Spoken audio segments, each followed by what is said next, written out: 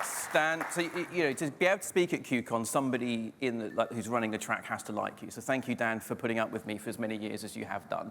And thank you so much for coming along to it's actually quite there's been some amazing talks last couple of days that are often about really big ideas and complex things. Like, I enjoyed learning about new types of distributed consensus protocols that I didn't know about before and all this kind of stuff.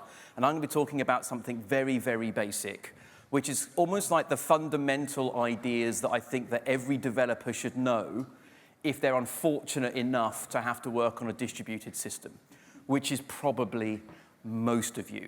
And the reason I've kind of written this talk is because I'm working on a book which is designed as you've been dropped onto a project where somebody ill-advisedly made the choice to use microservices, which is always a terrible idea. And what the hell are you now going to do to survive? The book's out in early access. I'll talk about later about how you can read the book. So I wanted to start this book with talking about some of the foundational principles that I think every developer should be able to get their heads around. Because you don't need to do a comparative analysis of Paxos versus Raft versus Swim, or be able to explain the nuances of CAP theorem, or harvest and yield, and why they're ever so slightly different. Because really what it comes down to is this, right? Timeouts, retries, and idempotency. Timeouts, giving up. Retries, trying again. And idempotency is making it all a bit safe. And along the way during this talk, we're going to be exploring these topics, and we'll also be maybe poking a little bit at this quote. It's a very famous quote, right? The definition of insanity is doing the same thing over and over again and expecting a different result. Beyond the fact this is absolutely not a definition of insanity that anybody in the mental health community would sign up to, I also think it's a flawed statement in many ways, which we'll poke through as we go along. But we should first, though, set context. I kind of mentioned that these are ideas that are useful in the context of a distributed system, and I've become quite interested in meaning and the meaning of words and phrases over the last few years.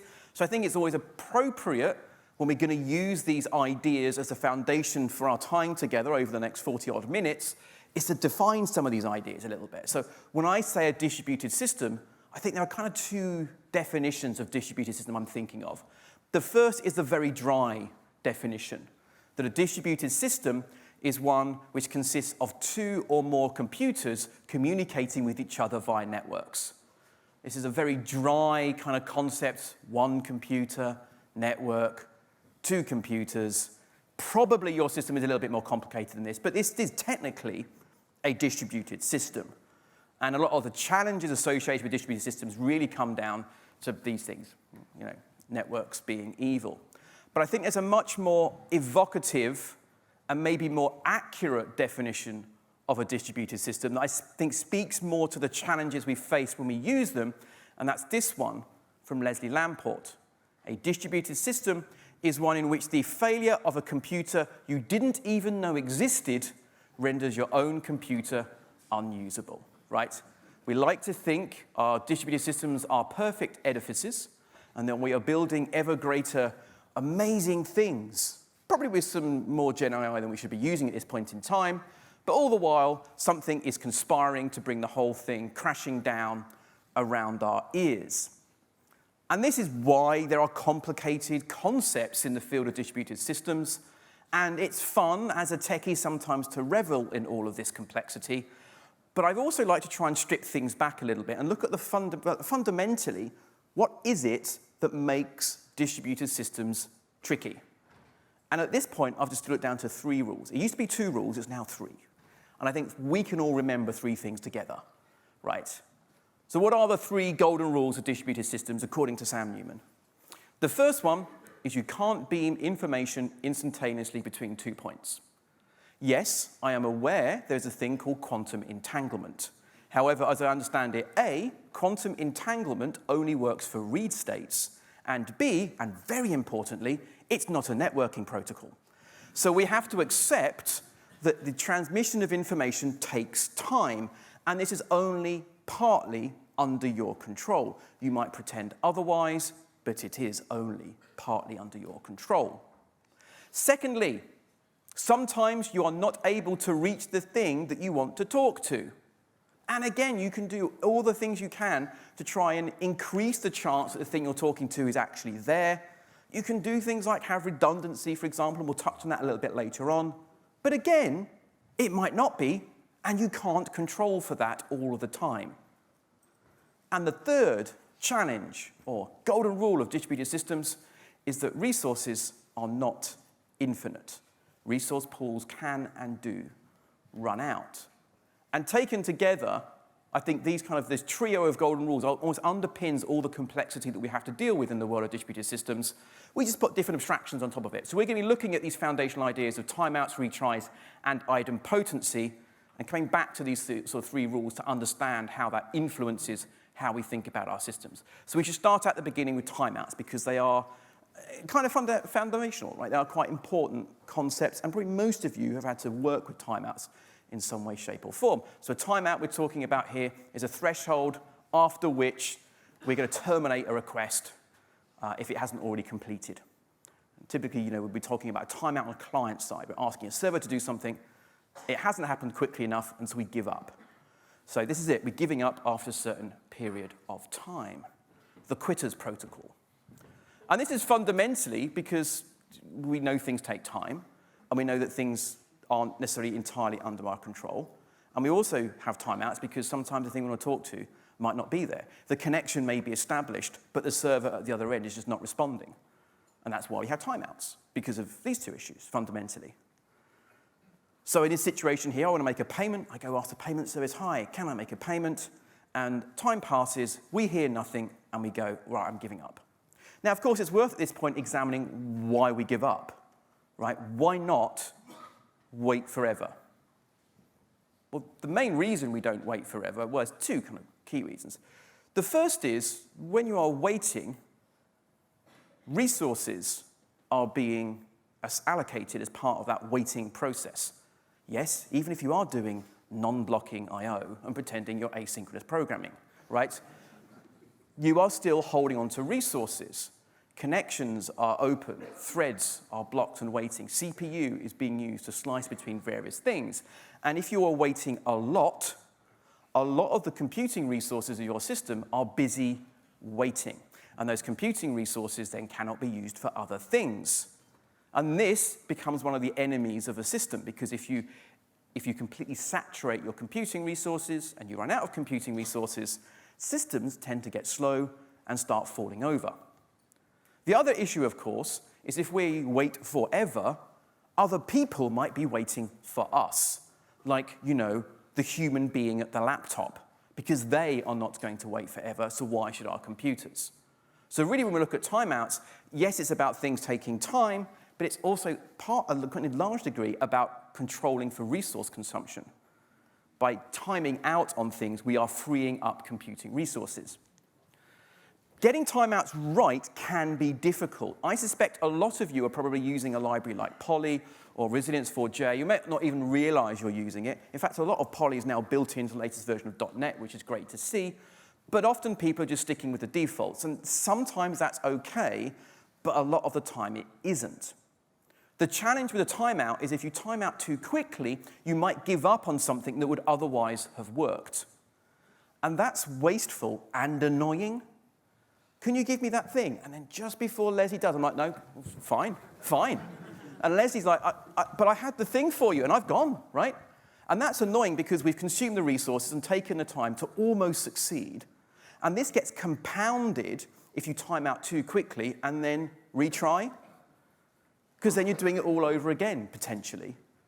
So timing out too quickly, which you might want to do because you're worried about resource contention, can actually lead to some not great behaviors and actually can make things worse, especially when you have a further back off and a retry. We'll get into retries later.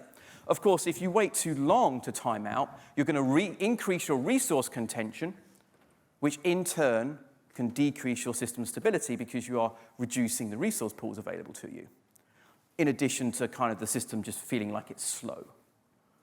And in general, you want things to be fast rather than slow because, A, people like that, and B, it tends to mean you're using fewer resources for a shorter period of time.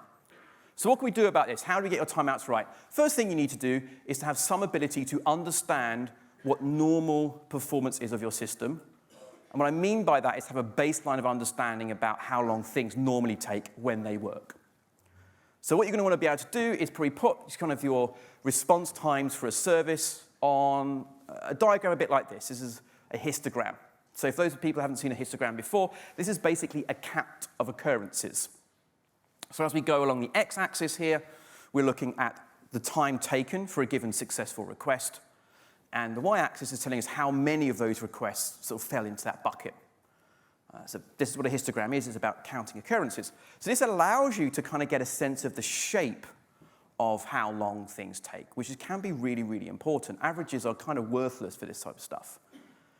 So this already gives us kind of really interesting information. So we're thinking, okay, well, I've got some outliers out here, and there'll always be outliers when you have a sufficient number of calls. This is a slightly contrived example. Quite often, these successful outliers might be far more skewed out towards the right. So they worked, but they did take quite a long time compared to the rest. There can be lots of reasons why you get outliers, and the conversation about tail latencies is for another time. But you might look at this and say, well, what I could do then is I could time out at that 260 millis. Because based on all the information we've gathered so far, all of our successful calls complete within 260 milliseconds. So maybe that's where I'm going to put my timeout threshold. But on the other hand, you realize you're waiting a very long period of time just in case you have some outliers, and so maybe you compromise that a bit and say, actually, we're going to pull in our timeout threshold to here so that we free up those computing resources a bit quicker, and we accept that we might time out some of those calls. This is also partly why people often fixate on the 99th percentile latencies rather than the 100th percentile latencies, because you're trying to sort of ignore the outliers. I think that's kind of fine when maybe tracking your SLOs. Not always sure it's the right thing to do with timeouts, because one of the issues is you probably don't want to ignore tail latency for too long. Come back to that a little bit later on. So this helps you, right? So already you're making more informed decisions about where your timeout thresholds should be. If all of your calls normally complete within 250 milliseconds and your timeout is 1 second, well, just cut it in half, right? Your system will thank you. The second thing to do, though, is to overlay this with your understanding of what your users expect should happen. How long are your users going to wait? Sure, some of you might get the reference here. It takes, because there's no point waiting 30 seconds for a service to complete if the average user in your system is going to start mashing that F5 key 5 seconds in. So even if your system could tolerate a longer threshold, but your users can't, use your user expectations as the guide. The reason this is important is because if I'm on a server and I'm waiting for another server to do something, it's a kind of a common occurrence in a microservice architecture, and I'm trying to do that to satisfy the request coming from, say, a browser or a mobile device, well, if the user has got bored and hit the big old refresh button, there's a good chance that even if I get the answer they want, they've moved on. Their browser state has shifted on, but those resources are still tied up. So in a situation where you could be more generous with your timeouts from a technical point of view, from keeping your system healthy, but the users are only going to wait a second, the user expectations override that. Of course, there's also some things you could do at this point, which is, well, maybe we could redesign the UI experience. We could maybe make it a little bit more asynchronous in terms of the way information flows through, and you could look at your design of your UX to stop people just hitting the refresh button. The third thing, this is quite important, is make sure you can change your timeouts without changing code and without requiring a redeploy. So this is a very straightforward thing. Yes, you can hard code your timeouts. No, you should not hard code your timeouts. They should be in some form of configuration so you can change them in the live system. Firstly, this is useful so you can tailor and tune your timeouts when doing load testing, but also because sometimes you find something's gone wrong in production and fixing a timeout would help you out hugely. And if you have to wait to redeploy your system, that's not going to be great. So this is a little simple configuration file. This is like I think this is from a Spring Boot use of resilience for J, right? So just having some ability to specify your timeouts on a per service basis, sticking this in your config store or text file, whatever else it might be. Fundamentally, what timeouts are about is prioritizing the health of the overall system over the success of a single request. We're accepting the premise that one request might be dropped to keep the rest of the system healthy, and that is actually kind of an idea that goes across a lot of sort of the resilience, of the foundational resilience patterns out there. So in general, we also want to look for behavior that's fairly consistent. If your service has a wide sort of range of normal behavior, it becomes quite difficult to start setting those thresholds. What you really want is a much tighter band. Like if you've got kind of a really inconsistent behavior, or it could take, well, anywhere from here to here is kind of normal, well, you then have to set your timeouts quite a long way out to cover a sufficient proportion of your traffic. And that in turn can mean more resource contention. So, you know, rather than this, having something like this would be a bit nicer. Again, these are slightly contrived examples. One thing to mention about these tail latencies, it is worth looking into them. If you're getting tail latencies that are coming up a lot, understand why. Is it a different type of piece of functionality that's being used, for example? It might be the same endpoint, but very much more expensive operations, in which case separating those endpoints out could be useful, because then you could have different timeouts for different behavior. But you also have to remember that these tail latencies are often humans. And so, yes, you might be timing out of them, but if that's leading to poor experience on the other side, that might not be great. There's things you can do, like request hedging, when you get quite advanced on these things to deal with that. There's a paper, quite well-known paper on the ACM called The Tail at Scale. So that's worth digging out if you want to go a bit deeper in some of the strategies that people use to deal with tail latencies. So we've given up. We've got to that point and we thought, Leslie's just not giving us what we need. We're giving up. We're moving on. But then we thought, but maybe she will now. So we do retry. Retrying makes sense. And it makes sense for a lot of reasons, despite what this guy might say. And that's because sometimes you can't reach the thing you want to talk to, and quite often that is a transient issue. I used to work in an engineering company, and we had these sort of different buildings on this campus, and they were basically trunks that ran through underground, where all the pipe work used to go for various different electrical supplies and stuff like that. It was actually the room next door to here is called Whittle. It's named after Frank Whittle, who developed the jet engine during World War II. That was the site where I was based, and there was still the old equipment knocking around. And we started having issues with our network. And I mentioned earlier that sometimes not being able to talk to something is outside of your control. Now, these are what we would, and some of you aren't from the UK, these are rabbits, right? We have rabbits here. Rabbits like little tunnels. They make them themselves. If people make little tunnels for them, the rabbits move in and think, these are great, thank you very much for the accommodations. So they moved into these tunnels. There's something that rabbits like more than anything else in this world, and I noticed a good friend of mine keeps house rabbits, and what they love is the kind of plastic insulation around cables. Rabbits ain't my network, right? How am I going to control for that situation? Am I going to get down there with a shotgun? I've seen Watership Down. I was traumatized by that as a child. That ain't happening. But often the issues we face are maybe not as fun and might be a bit more transient than a rabbit. I make a call to a service. That call gets routed via a load balancer to an instance which we think at that point is healthy. But when I establish that connection and send that request, something seems to be going a bit wrong. Maybe it's not responding quickly, and maybe it starts timing out. Maybe what's actually happened is that it's got a memory leak, and the out-of-memory killer from Kubernetes has nuked the thing from orbit, and so my request failed. But there are other healthy nodes there that could happily have taken my request. So if I tried again, it would get through to a working node. So we know these things happen, and so retrying makes sense. So if, at first, you don't succeed, it might make a lot of sense to try again, because it might just work. So that then opens up some questions. How many retries? Think about that a little bit, right? How many retries do you want to make? Because we do need to give up, right? If you retry too often, that can lead to a server being overloaded. Remember, sometimes when you send a request to a server, and maybe, for example, if you time out, those resources may still be being used by the server to try and process that request. So you giving up and trying again, you might be increasing the amount of load on a server. And especially if you've got a lot of clients for a given server instance, retrying too often can cause some significant problems. So having some kind of limit on that makes sense.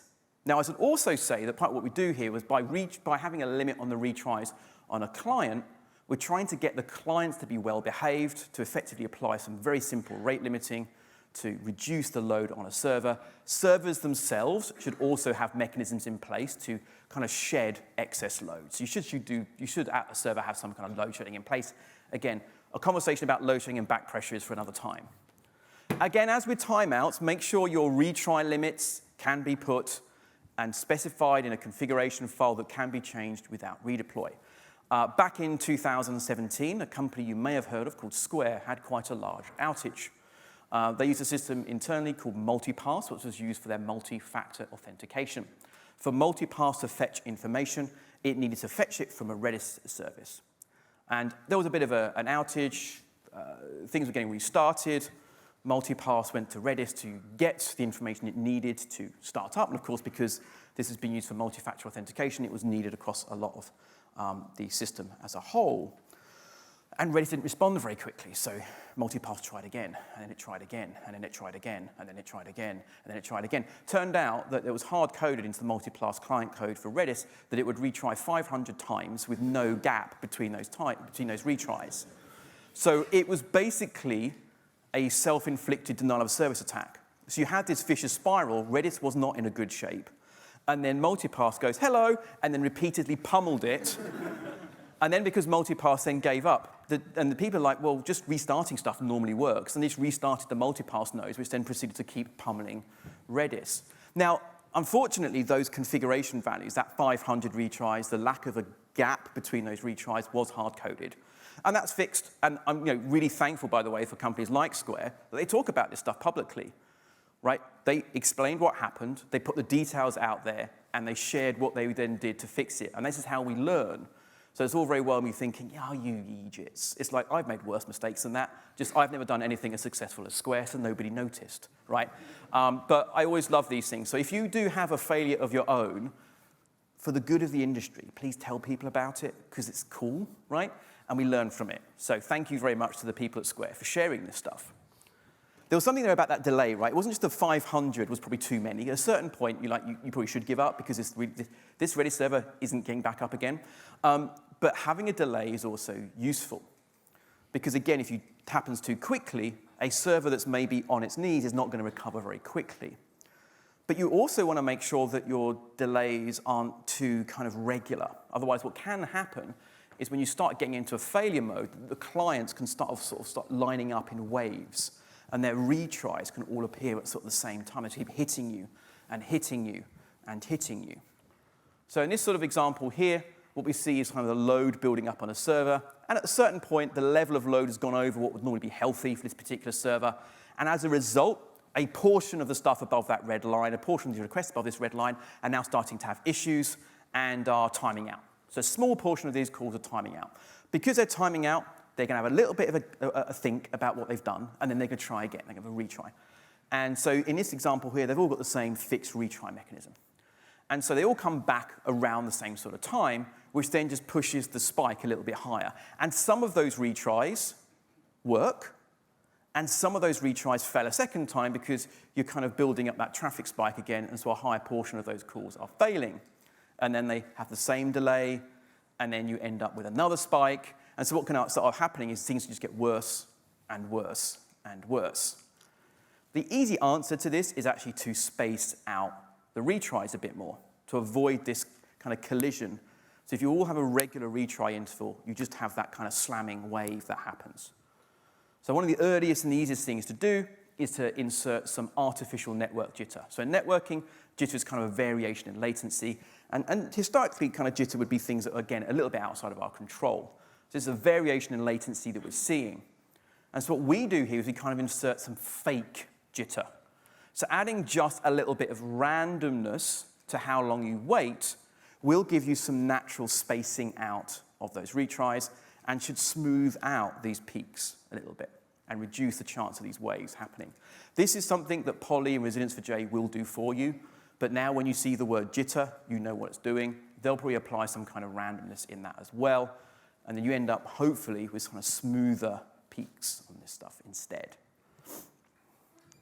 And so these graphs show exactly the same number of calls, just with spacing out happening. And you see that we're kind of evening out. And actually, in general anyway, you kind of don't want too many peaks and troughs if they're somehow under your control, because The troughs here is unused computing, and the peaks here are too much computing, and ideally you'd like to even it out a little bit. So it's all a bit about space. It's sort of evening out your resource consumption as well. Now, obviously, one of the ways you can also space things out is to have, people always say, well, we do it in an exponential backoff. Go exponential backoff. Be a little bit careful about fully exponential backoffs, because this can lead to really long delays. So if your initial gap is, say, okay, well, I'm going to try, and if it fails, I'm going to wait 500 millis before I retry again. Well, with an exponential backoff, the next time it's going to be a second, the time after that it's going to be 2 seconds. And very quickly, you can get out to really long gaps between these retries. And of course, if you've got an overall timeout budget, you're probably blown through that already. And so it's quite common for you to have, again, a sort of delays between your retries that are getting bigger, but maybe not fully exponential. Again, Resilience for J and Poly have sort of configurable stuff for this if you want to play around with those a little bit. This then leads us to kind of the tricky part, and the third pillar of our fundamentals today. And that's answering this question: is it safe to retry? Because I think fundamentally, making it safe to retry is a really important thing that you need to do to give your system the best chance of actually working at any given point in time. But it does require work to make retry safe. What we've talked about so far is what the clients can do to make retrying safer. Having a little spacing out of their logic, having a limit in terms of how many retries they apply to keep our resource consumption low. But there's actually also things we need to do potentially at the server. In this scenario here, when I said pay Sam £100, if I don't get a response from the server, there are two possibilities. The first possibility is that when I sent that request, that it wasn't picked up and processed by the server. And so the reason we didn't get a confirmation that, yes, you have paid Sam £100, the reason we didn't get that response is because the request was never processed in the first place. So I send that request. Nothing happens because it never got there. And it could have been that it kind of did get there, then halfway through the processing of it, the payment service fell over, and so the transaction was never written. Same deal, right? But fundamentally, the payment wasn't made. That's our first possibility. The second possibility is a little bit more tricky, which is we said pay Sam £100, and the payment service obviously wants to pay me £100. I'm trying to Darren Brown you here with some neuro-linguistic programming, so if anyone does want to pay me £100, my PayPal details are at the end of this presentation. So I say pay Sam £100. It did pay Sam £100. I sent that request, but for some reason that request was not received and acted on appropriately. It could be, if this is a messaging system, it got lost, the message broker fell over. If this was kind of a standard HTTP request response-based flow, it might be that the order service crashed before it received and processed the response coming back in. But fundamentally, from the viewpoint of the client, which in this case is the order service, if I send a request and don't get a response, each of these possibilities are completely equal, and I can't know which one has actually occurred without additional information. And the problem with that, of course, is you say pay Sam £100, you didn't get the response, so you do it again because you really want to make sure Sam gets paid. Now, your expectation may have been to give me £100. I've got £200. I'm quite happy with the situation, and I think we can leave it there. But of course, this is no way to live. Now, of course, you'd say, well, no one would build payment systems like this, and they do. I could point you to multiple case studies of things like peer-to-peer payment systems draining people's bank accounts because the acknowledgements were getting lost. This happens a lot more than you might think. Now, the problem with this is making retry safe is something which is really easy to do if you design it in up front, and really painful if you have to retrofit it. But I'm going to take you through both parts of that. The concept we're looking at here is the concept called idempotency. So an idempotent operation is an operation that you can apply multiple times without changing the result. So in our situation here, this operation is not idempotent, because I retry the operation, but I do change the result. The result should have been Sam has an extra £100, but what actually happens is Sam has £200. This operation here is not idempotent because we don't get the same result. There are two ways to solve this problem. Typically, we look at request IDs, nice, simple, you've got to do it up front, or server-side fingerprinting, which is messy and often something you might have to consider for older legacy software. Request IDs are easy. Do this if you possibly can. When you send a request, you use a unique ID to identify a specific request. This then allows the server to understand, I have seen this request before, I processed it before, and I can just give you the results that I gave you before. So, pay Sam £100, here's my payment ID, I did the processing, you've retried it for some reason, and I can just give you the same answer. Net result is only process it once, Sam only gets paid £100 once. Now, just to be clear, the payment service can still log the second request, I can still have it appearing in my metrics and everything else, but I'm not going to pay £100 again.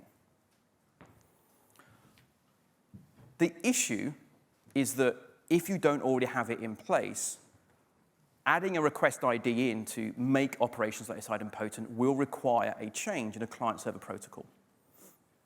And this may well be a backwards incompatible change, depending on how you're implementing it. This is why retrofitting it is problematic. If you make these things optional, well, you only get idempotency when people give it to you. Might be okay in some situations. Maybe it's part of a migration. But the key thing is to really get it working well. This is a required field. It's problematic.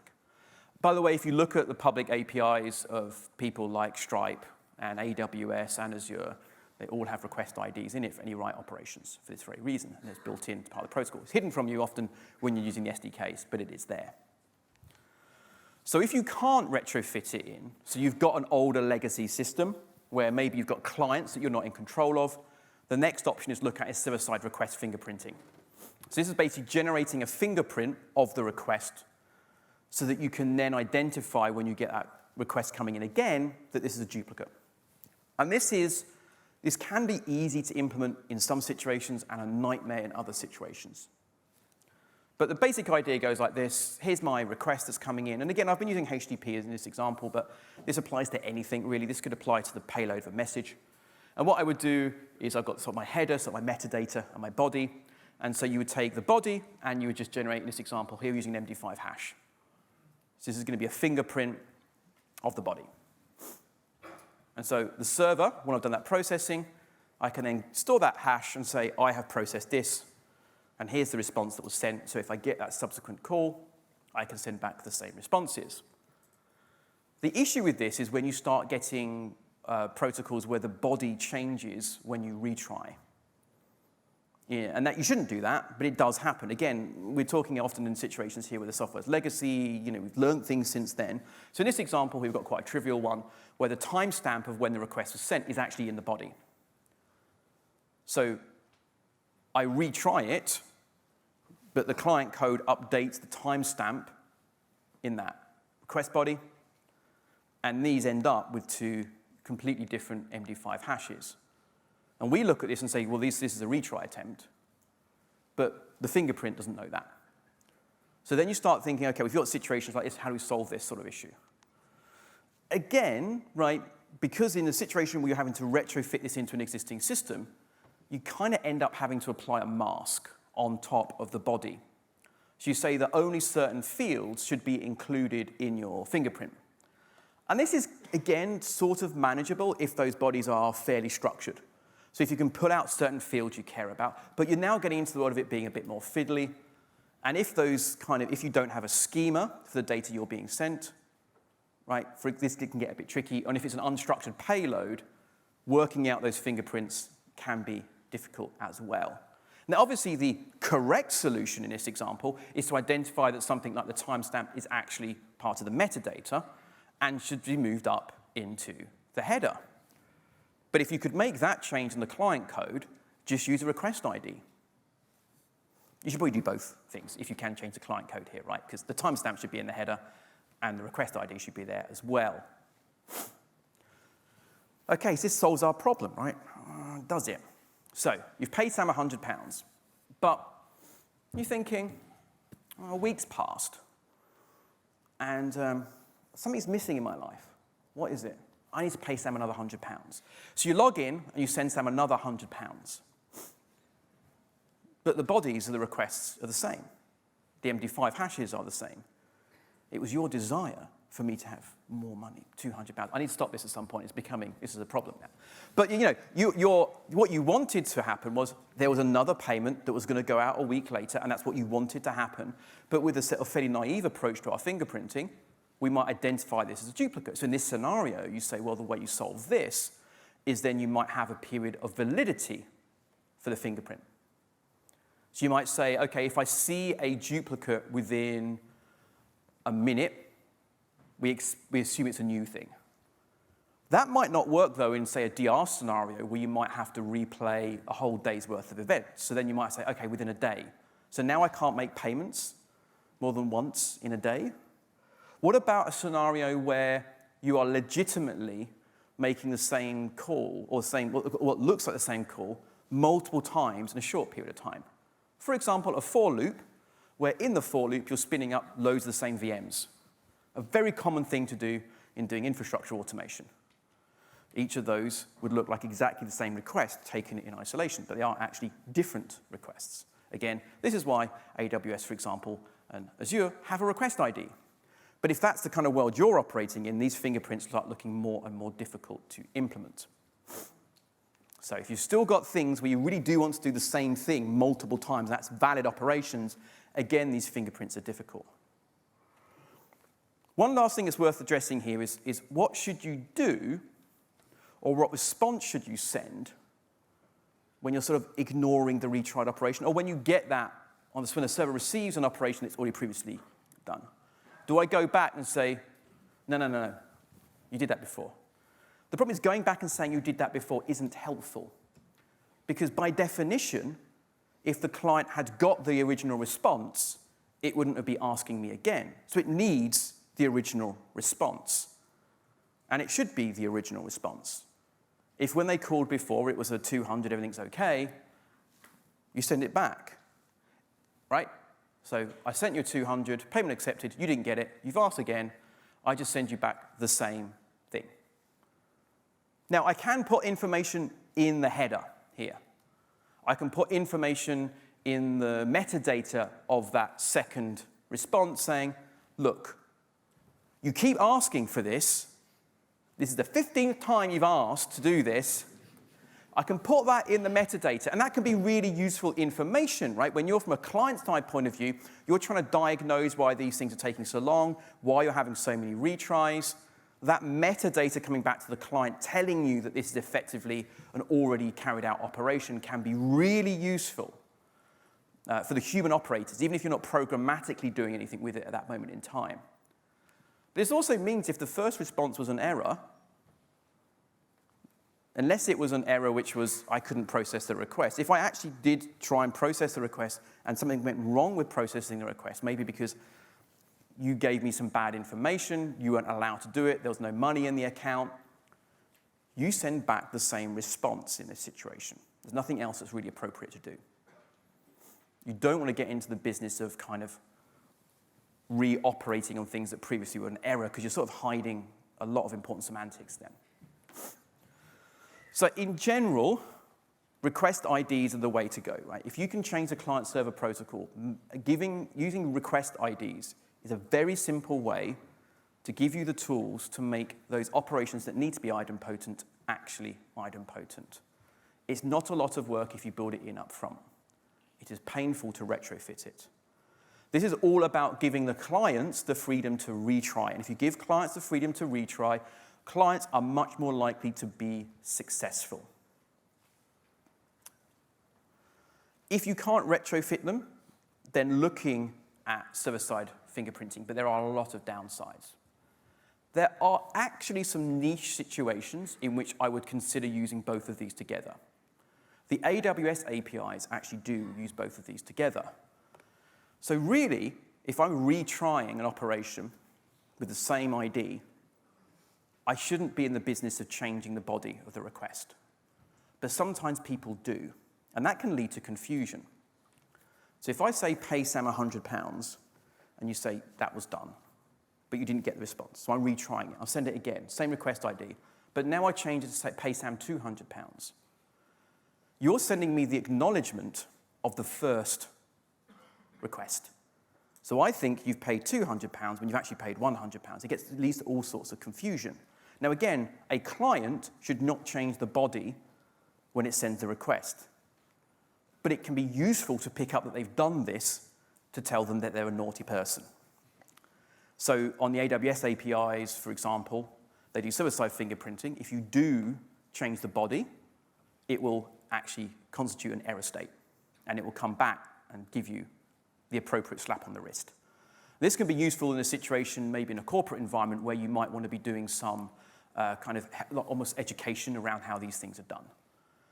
And again, once you've already got the request ID, also storing the MD5 hash of that request in the database table alongside the request ID. That's not a lot more work, so it might be something you want to consider. And of course, because that's now effectively that's linked to that request ID, all the concerns you sort of have around things like periods of validity kind of go out the window because those request IDs will be unique across a longer scope than that. So you might consider using them together. So we're in a situation where doing the same thing over and over again may be eminently sensible, to a point. But we can only do this if we can make those retries safe. So this quote is clearly flawed, right? The definition of insanity is doing the same thing over and over again and expecting a different result.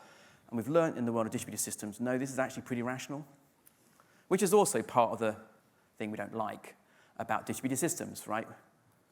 We like a computer, to be deterministic. And distributed systems aren't deterministic, really. Not the way we like them to be deterministic. I mean, of course, we're embracing non-determinism now because everyone's using AI, and it's like, I asked you the same question 2 minutes ago, and I'm getting a totally different answer, and this is driving me mad. We've been doing this for 50 years in the world of distributed systems because stuff happens outside of your control. So sometimes just asking again is the right thing. Do you know also, though we keep doing over and over again, that probably isn't right?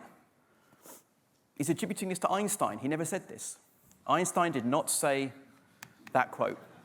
So maybe the definition of insanity, at least in this context, is we keep attributing this very flawed quote to a very smart person. Because the more we look at that quote, the more we think, that's a bit of a dumb thing to say, isn't it? Turned out he didn't say it. So, to wrap up, I'm going to give you some time for questions. I kind of talked about the 3 golden rules of distributed systems, right? Which you might consider to be an overly reductive way of looking at the world, but I think when you peel through all the complexities of the why we do certain things, at the heart, at the bottom of all of it, we find these 3 golden rules of distributed systems, which is we cannot beam information instantaneously between 2 points. Sometimes the thing you want to talk to isn't there, and resources are not infinite. Behind all the complexity and all the flim-flam and everything else, these things remain true. And importantly, no tool can magically make these things go away.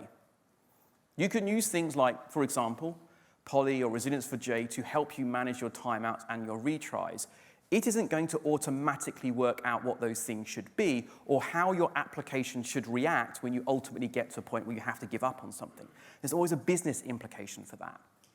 If I can't check inventory to know if something's in stock, do I still go ahead and make the sale? That is not a question that can be answered by a library. That's a question you need to ask yourself. But hopefully at least you'll get some understanding of some of the fundamental ideas here, and now we're better armed when you pick up Resilience for J and everything else to use these tools well.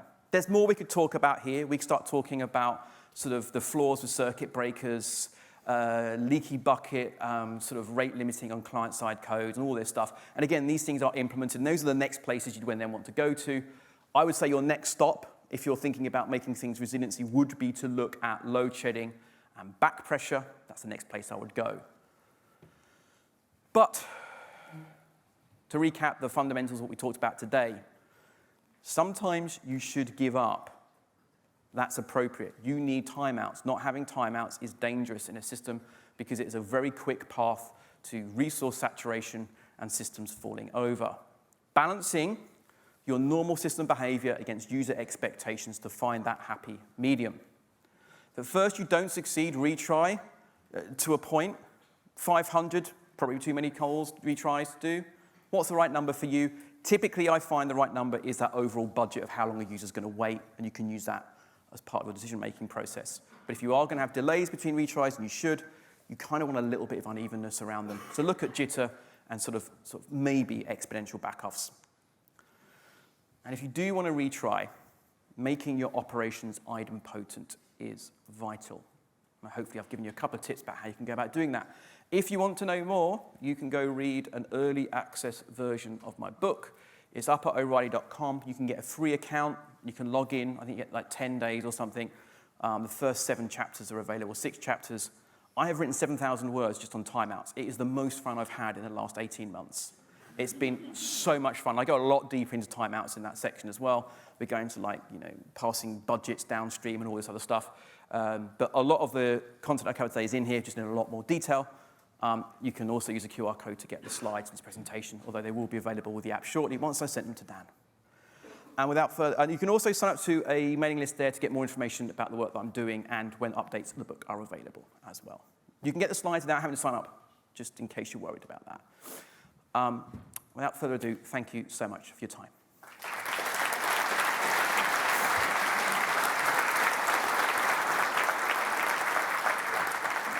Fantastic, Sam. Thank you so much. Love the deep dive. We've got time for probably 2 questions if we keep on fairly short. If you want to raise your hands, volunteers or myself will run towards you and give you a mic. There's no questions, Dan. I don't bite. I should have one prepared, Sam, shouldn't I? That's right. Have you got we'll go on there. Someone save me. Oh, yeah. Fantastic. Run, Dan, run. Okay, I can wait. You mentioned timeouts, and as far as I understand, the approach you are proposing is using timeouts for 2 different things. One thing is to say, okay, the system is unhealthy, we have to detect it, and we have to put that information back to user or whoever called the API. Mm-hmm. Right? And second is to limit resource usage. Timeouts aren't just about saying a service is unhealthy. It's all about I can't talk to the server. So there could be a lot of other things going on there. But so yes, but you're not trying. A timeout in isolation doesn't tell you a service is unhealthy. That's an important thing to understand. Yes, I agree with that. But then you also said that timeouts are not really hard-coded in certain ways, because they are dynamic. So from that perspective, it means that it's kind of a dynamic SLA of a third party or subsystem. So you could absolutely, if you're in a situation where you already have defined SLOs with other teams inside your organization, right? If they're giving you a clear SLO around, for example, their 99th percentile response times, you could absolutely take your cue from that as being what your timeout should be on a client side from that situation. Yes. So from that perspective, isn't it actually better to ask, saying, okay, I expect that this request will take 100 milliseconds in a bad case, multiply it by 3 and saying, if I really have a timeout, we are completely down, or there is a violation of a main concept. You can't do that from a client point of view. You can't infer from that a server is unhealthy because a client is timing out. Because there are lots of issues that can be local to a client. Sure, but it means that the total system is not working, right? No. Okay. One for conversation afterwards. Yes. I love it. Yeah. Any more questions at all, folks? Oh, I got one. One at the back. Perfect. Thank you. So you mentioned the server-side fingerprinting could be one of the way using MD5 hash map, MD5 hash. So there is a slight possibility the hash could be duplicated for different messages. And when that will happen, maybe once in 30 years, that's going to be a disaster because it's going to be very hard to detect that rare occurrence.